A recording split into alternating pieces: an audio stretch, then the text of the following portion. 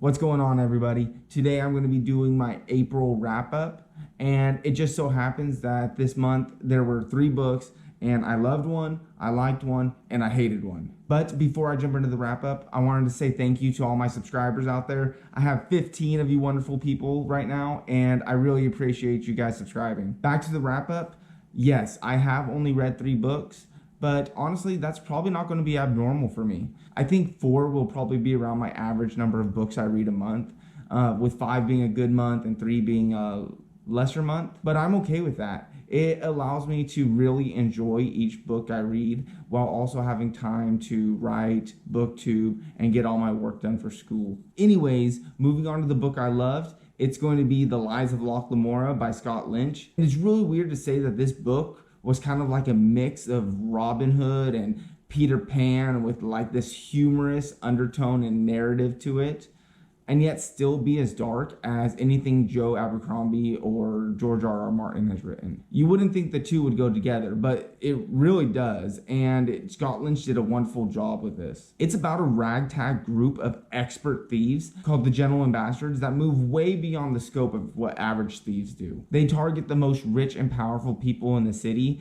and during the story, they are planning a heist the likes of which no one has ever seen before. And they do this all while fooling the criminal underground into thinking they're a lot less than what they actually are, because if they were to find out, they would be killed. Of course, it's not that simple. Complications arise and magic sweeps in the land, causing problems, and the Gentlemen Bastards have to deal with the consequences that they've already set in motion. I want to put out there that when I kind of heard the description of the book, I wasn't really that interested in it. The only reason I read it was because it came with such high praise. Like, I figured if so many people were saying such high things about this book, not all of them could be wrong. Like, most of them had to be right. And sure enough, that was the right way to be thinking, because I seriously cannot say enough great things about this book. If you have found yourself looking for something different, unique, and refreshing, then this book is for you. Like, you need to go get this book. The world was unique and beautiful.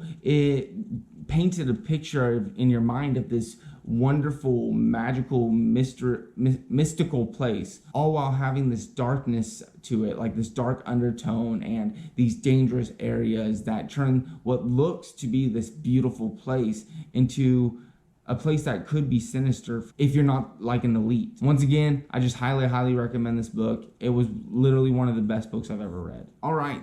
The next book on my list is the one I liked, and that is A Promise of Blood by Brian McClellan. And saying I like this book is really a huge understatement, because I really like this book. I love this book too, but not as much as The Lies of Locke Lamora. This book changed the way I think about the fantasy genre. I made an entire review talking about how great this book is and how it changed my mind about guns being in fantasy. It's a flintlock fantasy that starts with a brutal coup, where in the middle of it, they discover a secret, a mystery that needs to be solved. So the rest of the book is essentially dealing with the outcomes of the coup, and then also trying to solve the mystery they've discovered and deal with the aftermath of what they've caused. If you've been hesitant about getting into flintlock fantasy or any kind of fantasy with guns in it, don't be. Pick up this book, read it. It's wonderful. It's great. It's got some insanely unique and cool characters that we follow throughout the story. 3 or 4 really cool magic systems, and an author that really he brings life to this world. He did a great job. All right. Last on the list is the one I hated. And yes, it's The Poppy Wars. And just like I said, it wasn't really fair to say I only liked The Promise of Blood. I don't know if it's fair to say that I hate The Poppy Wars, because it did have a lot of really cool, interesting ideas, as well as some excellent parts to it. Just like I mentioned in The Lies of Locke Lamora, I am someone who believes that popular books are popular for a reason. It's more than likely that this book just didn't work for me, and that it's an excellent, great book that for some reason just didn't connect with me. I mean, come on, look at The Poppy War on Goodreads. I think it's got like a 4.11 rating with over 100,000 reviews on it. This book has reached a tremendous amount of success, and more than likely this was just a situation where it didn't work for me. However, I will say that my problem with this book wasn't the plot, it wasn't the characters, it wasn't the world building.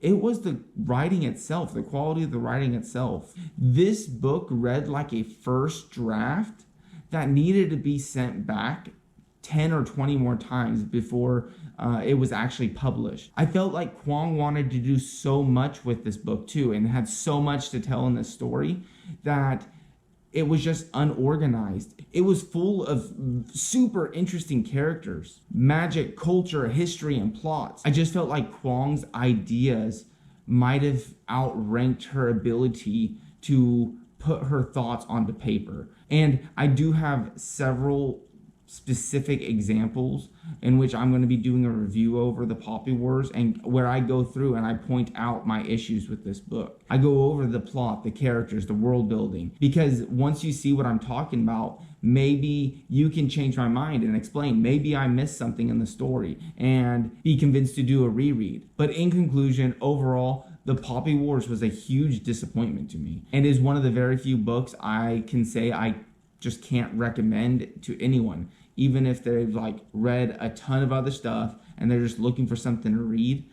I don't think they should pick the book up. Anyways, that's my April wrap up. It felt like I kind of ended on a negative note, but overall, the month of April was really good, and I read 2 great stories that are honestly some of the best books I've ever read. So thank you guys for watching. I'll be back soon with more videos, and until next time, I hope you're out there exploring cool new worlds, and see you soon. Thanks.